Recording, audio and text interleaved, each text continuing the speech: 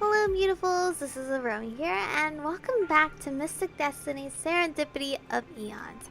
So we're here, getting ready to meet Taku's dad. Somehow I half expected him to take me to some shady bar or something. Although we are meeting his dad, so this makes much more sense. I look around as we make our way to one of the empty tables. The place is unexpectedly light and airy, especially compared to the places I've been to recently. I have to admit, this is a nice change. For the first time in days, I relax as the tension leaves my body. We sit down next to each other at one of the tables by the large windows. And now we wait. Everything about the atmosphere here is so completely different from the places we've recently been to. It's hard to not just sit back, relax, and forget yourself. Oh, it's these two cuties. I glance around the place watching the many different people sitting around the cafe enjoying their meals. I wonder just how many people here are human, if there even are any. I quickly find myself absent-mindedly humming along with the song playing in the background. My eyes meet Takumi's. Well, except for Taku anyway. We quietly smile at each other. Oh, he looks actually really sweet. He opens his mouth to say something when a different voice suddenly cuts through the silence. Hi, Taku. And a girlfriend? Huh? Takumi and I look around as a blue-haired woman walks up to our table, a knowing smile on her lips. Whatever it is that her smile tells them, it causes Takumi's face to turn bright red. I shake my head. I'm just a friend. Childhood friend, actually. Oh! Well, that's even more perfect. You two will definitely end up together then. Besides, Takumi has mentioned you before in the past. Miss Yukamura, please. Can we just order, please? My dad will be here soon. Oh! Suramatsu. Suramatsu is coming. I haven't seen him in weeks. Ever since he got that big promotion, I guess he's been too busy to come around. Yeah. Well, I'll just have to go ahead and prepare his favorite then. What drinks do you two want? Tea for me is fine, and whatever you suggest to eat. I'll have the same. Good choice. It seems like you two need to relax. With one last smile, Miss Yukamura gives us a little bow. She then turns on her heel and walks off to get our order in. Takumi sighs, drawing my eyes to him. Do you come here often? Are you trying to hit on me? Taku laughs. Yeah, I do. I have ever since I started doing investigations. It's a good place to come and relax without being judged. I knew Miss Yukamura before Tatsuya, actually. It was her whole idea that we become roommates. Oh, though I'm not around often enough to actually call myself that. Oh, is she related to Tatsuya then? Not only that, but she's his mother. Mother? A rough little voice interrupts us. Hey. Ooh. His dad does look very serious and very intimidating. We look up to see Suramatsu. Takumi nods at his father as he takes a seat across from us. His violet eyes examines it carefully, and I had to fight the urge to fidget under his intense gaze. After a few moments of silence, he finally smiles. Michiko, it's been a while. Wait, his eyes are supposed to be violet? They look gray to me. Oh, yeah, it has been. I mean, yes, sir. Suramatsu laughs. No need to be nervous around this old man. Though you've grown up so pretty that I bet you make all the boys nervous for X. I try to laugh at the awkwardness. I don't really know about that. I look away at Takumi, who looks pretty embarrassed. Dad. So, what's so crucial you couldn't say it over the phone? Takumi grows serious and looks around before speaking in a low voice. It's about Yazu. Suramatsu instantly turns serious at the very mention of his other son. I found my first solid lead in 3 years. I don't want to say much about specifics yet, but I need access to Yazu's restricted case files. You know I can't give you that. Even though you've been promoted? He nods. Even still, his case is locked down. I've looked and I couldn't find his most recent reports anywhere in the archives. There's other cases that no one is permitted to look through too. Suramatsu lowers his voice. I have an idea where they're being kept, but there's 24/7 security there, which only makes things look more suspicious. Tsurumatsu nods and then pulls out a piece of paper from his briefcase. He begins to draw something I quickly realize is a map. As soon as he stops drawing, Tsurumatsu pushes the paper towards us. He taps a room marked Archives with a pen. This is the ordinary archives room. But there's a door inside that will take you to a service hallway. Tsurumatsu follows the line with his pen and drags it to a room marked question marks. According to the building's blueprints I obtained, one of the doors should be just a janitor's closet, but there's a security guard guarding it at all times. He looks at me and Taku seriously. I don't think it's an ordinary guard either. I believe it's a vampire. Vampire? A cold chill runs down my spine at hearing that word again. My mind instantly goes to the vampires who have already encountered and fought. Will we be in danger again, then? Whatever reaction I expect from Taku, I'm not sure, but he only grins and pounds his fist into his hands. This is almost proof that everything is connected. I've got to take this lead. Thanks, Dad. Before anyone can say anything further, Miss Yukamura appears out of nowhere. She sets down a pot of tea along with a bowl of soup and a pastry she sets in front of Tsurumatsu. Long time no see, Tsurumatsu. He nods and picks up the pastry, taking a bite out of it. Thanks, Chizaki. They've been keeping me busy down at SSU. Tsurumatsu chuckles, not smiles. I can see why the pay raise was so high. Miss Yukamura or Chizaki, as I just learned, and Tsurumatsu begin to chit-chat about daily life while Takumi studies the map. Takumi looks at it with such seriousness and intensity that I can't keep my eyes off of him. I don't want to. It feels so strange to even think it, but seeing him like this, despite myself, I can't help but find it attractive. Ooh! Our girl's finally making the moves, or well, thoughts. Chizaki brings our food and Takumi eats while staring at the map. Eventually, we finish eating. After Chizaki leaves, Taku gets up and I quickly follow suit. Thanks for everything, Dad, but we have to get going now. Tsurumatsu looks up at his son, and for a moment he doesn't say anything. You know your mother doesn't want you doing this at all. But I know I can't stop you, so just be careful. Protect Michiko. Yeah, I will. Sir, I won't just be protected. I'll help Takumi too. I'll protect him the best I can. He looks at me in surprise. Then surprise quickly turns into a smile. I don't know the full story, but I didn't think my son would burden himself with someone he didn't believe in. So I trust you. Take good care of each other. Alright, don't turn a blind eye if you see us in your job. Takumi and I both nod, and after saying our farewells, we leave the Blue Sky Cafe. We arrive back at Aurelia's place to discuss our next move without the chance of being overheard. As soon as we get through the door, Takumi goes up and starts pulling things from random cabinets and drawers. So, what are we doing? What are we going tonight then?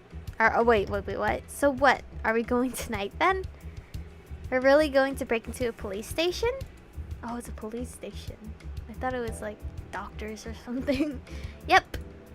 Taka pulls a vial out of one of our list cabinets along with some strangely colored liquids and powders. Aren't you worried about getting caught at all? This is the police. Yep.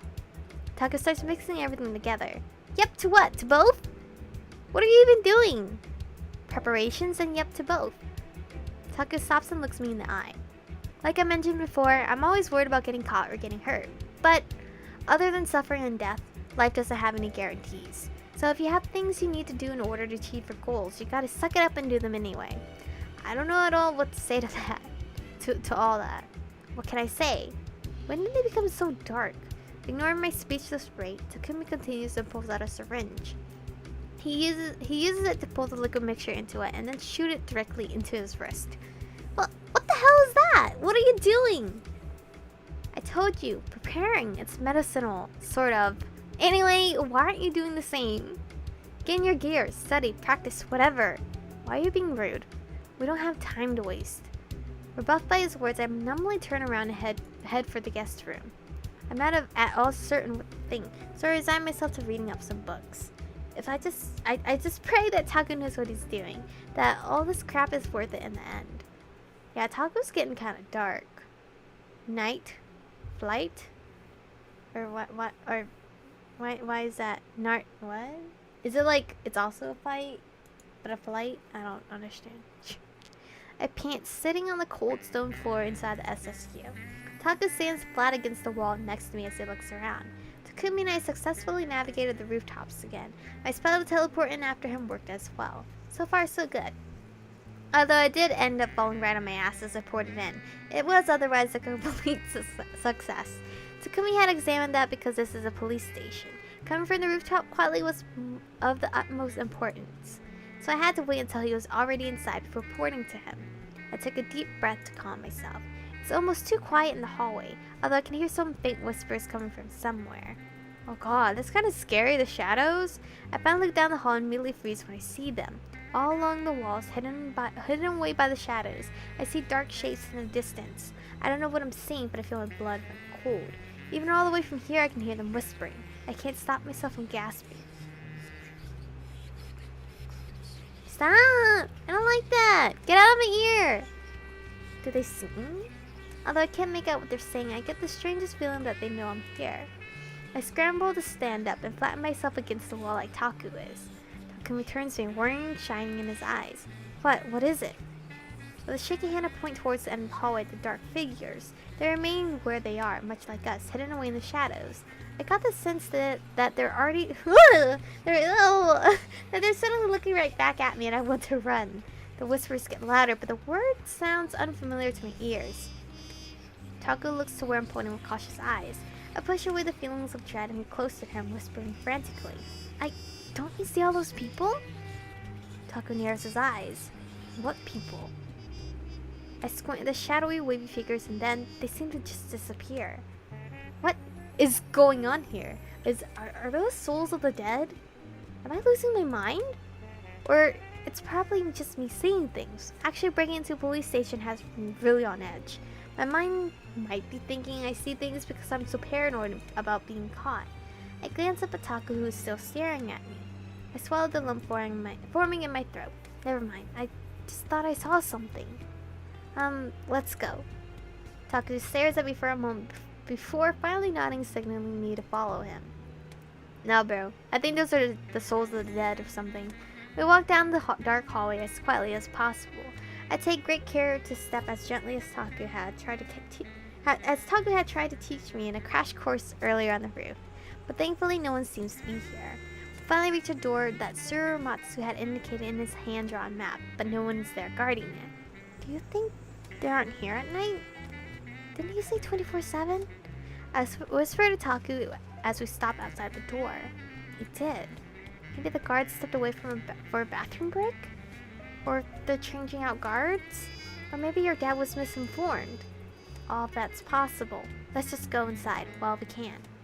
With Taku leading, we enter the room. Upon entering the room, Takumita looks in every nook and cranny before going over to where the actual files are kept. Watch your door, right? I nod and Taku begins working on the lock to a drawer in the file cabinet, which seems to be a digital lock from what I could tell. He softly whistles as he begins tapping on the screen. In a whisper, we begin talking as he works. Fancy! There must be a lot of good shit in here. I keep my eyes trained at the door. If there's anything else useful, we can take it, right? Maybe sell it or something? Wow, Michiko, you've been hanging around me too long. Taku takes a phone and connects it by USB to the lock. But nah, best not to take anything or we could end up getting a lot of people into trouble. It's complicated. But the way of the ninja is to never let anyone know you were there. Ninja? Aren't you a detective though? I was trained by one though, as well as others. It's a long story. The lock opens and I hear Taku pull the drawer open. I listen to him shuffling through the case files when something catches my attention. Oh my god. Oh my god. I'm not ready for these shadows. Get the hell out. Shadows move in the room just out of the corner of my eye. But the moment I turn to look, they disappear. What is this? Do I need to get my visions checked or could it be something to do with my magic? I stare at where the shadows were just seconds earlier. Or am I really just going crazy from too much stress? I sigh and turn back towards the door.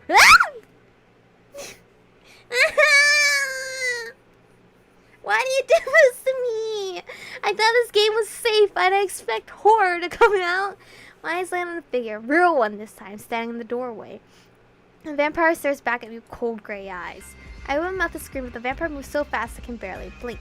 He forcefully grabs me around the waist, pulling me to him. He covers my mouth with his other hand. Hello? The vampire spins me around with ease to face Takumi, who drops the files he was looking through the back and side.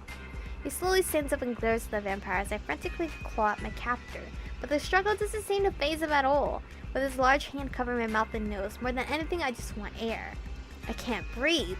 I grab onto the hand covering my face, desperately trying to pull it away from me. Click it. Do something weird. I said I wouldn't be in the way. I have to do something. Not knowing if it will work, I chomp down on the vampire's hand and elbow him in the stomach at the same time. I hear him gasp just before his grip on me loosens enough for me to run. I dash over to Taku, heart poundingly wild. I half run, half stumble over to him. Takumi catches me in his arm, but the force of impact propels us both backward toward the window behind us.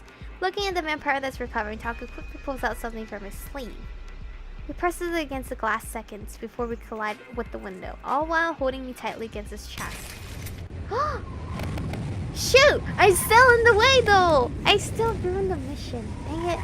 The glass shatters just as Takumi falls backward, pulling me along with him. The world around us seems to slow down. I clutch desperately at Takumi's jacket. How are my glasses staying on? My whole body feels weightless. I feel like my glasses will fall off. Maybe I just had some lame glasses. What's going on? The whole world seems to be upside down. The shattered glass falls around us, shimmering in the air like stars in the night sky. Reality seems tenuous here, plunging through the time and space like this. The wind in my face, the spinning scenery around us, it all quickly serves to push away the confusion. That's right, we escaped by falling out a window. Takumi lets go of whatever it was that he used to shatter the glass with. He tries to reach into his sleeve to grab something while still holding on to me tightly. I need to do something. It's obvious why we're about to cast upon the ground below, shattered and broken. If I hadn't gotten distracted, if I had been watching the door like I was supposed to, then we wouldn't be here now. We wouldn't have to die like this. We're not dying. We need to safely land. A spell comes to mind, one that I've been working on for a while, to land lightly in case I ever fell. It was meant as a precaution since Takumi prefers to stick to the rooftops, but it's a spell I haven't been successful in trying before. Why am I even worried? If it works, we live. If it doesn't, well, we're going to hit the pavement soon enough anyway. I close my eyes and grip onto Takumi tighter. The howling winds in my ears quiet down as I focus inwards. Stillness overtakes everything. I reach into myself. I need a burp. Jeez. Grasping at the shimmering green light within me. Warm. So very warm. It shifts with my presence, moving away and closer all at the same time. In one swift move, I grab onto it. Like a lightning strike, a sudden shock runs through my whole body, and I nearly let go without meaning to. Somehow I managed to hold on, ignoring the almost overpowering electric feeling threatening to overtake all my senses. I feel our descent begin to slow down, enough that we're almost floating in place. I open my eyes to Takumi's violet one staring back into mine. Are you doing this? Yeah, but I had to concentrate to keep us... Oh, sorry, I'll shut up now. Taku watches me with a gentle smile, and I feel his arms squeeze around me just a little bit tighter. You're amazing. He whispers so quietly that I almost miss it. I want to smile back at him, but I can feel my consciousness begin to slip away. No, I have to hold on. If I pass out now, we'll start falling again. My vision begins to fade. No, come on. You can do this, Michiko. Just a little bit longer. I rest my head against Takumi's chest. I struggle against myself to keep my eyes open. Just a little longer. My body feels its bits burning up, like I need air, and slipping away like this is the only way I can breathe. I close my eyes. Just a bit. Are we dead? I'm assuming we're not dead. Oh, no. Heart beating out of my chest, a jump. My whole body shakes. I take a deep breath to calm my racing heart and look around. We're not falling anymore? We're not falling. We're safe. Taku! Where's Takumi? Is he okay? I need to find him. I need to know. As I put my hand on my bed to push myself up, I find that I'm touching something. Someone! And I nearly scream. Sitting up, I look over in sigh relief at the sight. Even in the darkness, I can see Takumi still in full gear, sleeping peacefully in the bed next to me. Albeit sprawled out and not particularly close to me. Looking at his sleeping face, I managed to pull myself a tired smile. He's okay. We're okay. I can't believe I managed to save us. To save him. I lay back down, keeping my eyes on his sleeping form. I managed to keep my promise to his father. I don't know how I would ever face him again if I hadn't. I wonder though, was everything we did for nothing? Or did Taku manage to find something before the vampire interrupted us? I sighed and put away that thought for later, lying back down. Looking at Taku, I'm reminded of how we used to fall asleep like this as children. Some things really haven't changed after all. Calmed by Taku's rhythmic breathing, I slowly drift away. It's almost been a full day since our thrilling fall out the window. By the time I woke up, it was already evening and Takumi out of bed. When I got up, I'd found Takumi talking to Riley about yesterday's events. He explained to her that he only managed to find out that Yasuhiro hit a roadblock in his last case, the disappearance in Yoru. However, Taku mentioned a partner, one that he hadn't seen in 3 years, not since right after Yasu had been admitted to the hospital. After we ate, Takumi said that we were going to go talk to this partner and see if he had more insight on the case. He admitted that he was hoping he just hadn't asked the right questions last time they spoke. Takumi's father, Tsurumatsu, talked to the detective for us beforehand and he had agreed to meet us tonight, which is why we're headed back to the MPD building right now, this time as visitors instead of trespassers. Takumi, you said this detective is in a special department, right? What did he and Yasu do? They are both part of the SSU, the Special Security Unit. It's a secret unit created just to handle supernatural cases within Chawa. Both supernaturals and humans can join the unit, but you have to already know about it or get recommended. And then you have to go through insane special training. Hagiwara has a training program for it, and that's what Yasu did. He finished early even. Really? Wow. He must have been really good. He must be really good. Well, Yasu was always really good at everything he tried, so it's not a surprise. We turn the corner and keep headed for the SSU building. We reach the department and are now in front of the office door of Yasu's old partner. Taku nods on the door and takes a step back. You know, Detective Moon rose through the ranks to become the top case closer in the SSU, which is something my brother was headed for himself before the coma happened. He doesn't look at me when he speaks. His voice sounds strained, and I can only imagine the sort of emotion he's holding back. Before I can even think of how to reply, a deep voice calls out to us from inside. Come in. Taku immediately pushes the door open. Oh my god. This guy is majorly cute. He is so cute. Oh my god. Dude. Yo, if he was one of the dateable characters, instantly hands down, this guy would be my pick. Oh my god. He's so pretty. Wow. Can we have him? When we walk in, my eyes land on a man leaning on the edge of his desk, silhouetted by the city behind him. He stares at us, eyes drifting from Takumi to me and back. His gaze seems to pierce right through us. I can't help but immediately feel impressed with his poised and serious demeanor. He almost seems like a detective from a noir movie, or noir, right? Come to real life. Under his scrutinizing gaze, I begin to feel a little like I want to go hide before he can draw out all my secrets out of me. Yo, he's so good looking. He's so good looking. I take a tiny step closer to Taku, who stands staring back at the detective with his hand in his pockets. It's like they're sizing each other up. Although only a few seconds have passed since we stepped foot into Detective Moon's office, it feels like an eternity before one of them finally speaks. Yasuhiro's brother, Takumi Route. That's right. And you're Jinsol Moon, Yasu's old partner. As they quietly stare at each other, I hold back the urge to roll my eyes. What's with all this stoic manliness and posturing between them? Seriously. I sidestep out from behind Takumi. Hello, I'm Ichigo Melody, Takumi's friend. I was also a friend of Yasuhiro's. We were hoping you could tell us some things about him. Jinsol looked at me before his eyes darted back to Takumi. I could, depending on what you want to ask about. What should I ask? Oh, shoot! Ask about their partnership? Because we can't let Takumi asked, because when Takumi asked, he didn't get questions right. What exactly was the nature of the partnership between you and Yasuhiro? What kind of partners were you? We were opposites. There were always a lot of disagreements since he was so hot-headed, but we worked well together, at least until the last case. Jinsol sighs. Yasuhiro. Jinsol looks away for a moment, and for a moment he doesn't say anything. He seems to come to a decision as he looks back to us.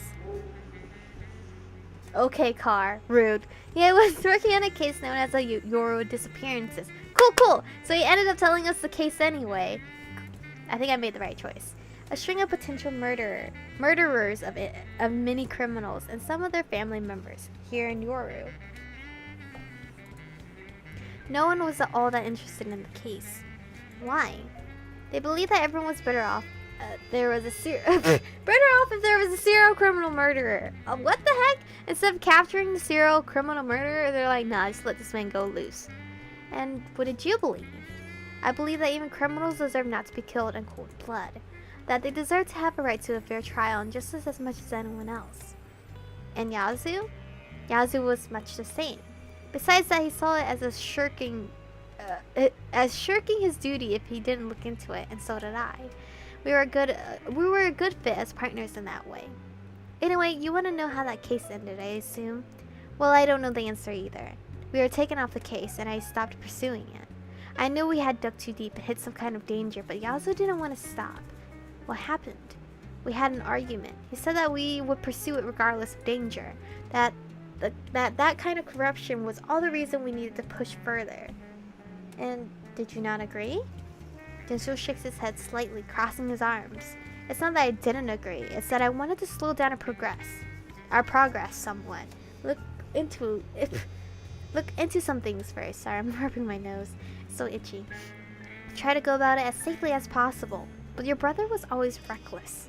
So he went ahead, looking into the case anyway, and I didn't try to stop him. Takumi's face hardens. I know I should have now. It was my responsibility to look out for him, as his partner and as the older experienced one. But I failed their eyes, and I'm forever sorry for that. Then instead of moping about it, just help us now. What was the last thing you heard about the case from Yasu? Well, I don't know if it was the last thing that happened in the case, or merely the last thing he felt I should know. I have a feeling he knew more than he was letting on. But he hit some resistance as expected. People weren't talking, weren't giving him the necessary files he needed to pursue the case. He said he was going to try and talk to the superintendent, to try to get him to keep some of the pressure off so he could investigate whatever lead he thought he had gotten. I'm not sure what happened after that. Jinsol trails off and Takumi remains quiet, looking as if he's in deep thought. I take this as my chance to step up and ask about what seems to be the most obvious option. Couldn't we just go talk to the superintendent then? We could, but let me guess, he won't talk to you. Jinsol nods, looking a bit pained, although I can only guess why. You're investigating what happened to Yasuhiro, right? So you must have reason for coming to me now. What have you found out? Taka folds his arm and looks at Jinsol.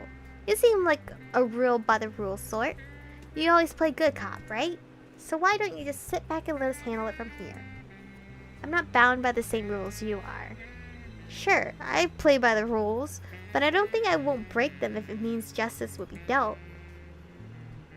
Ooh, he put his hat on! Just turn the Phil's hat off a hook. He puts it on. If you're going to the superintendent right now, I'm coming with you.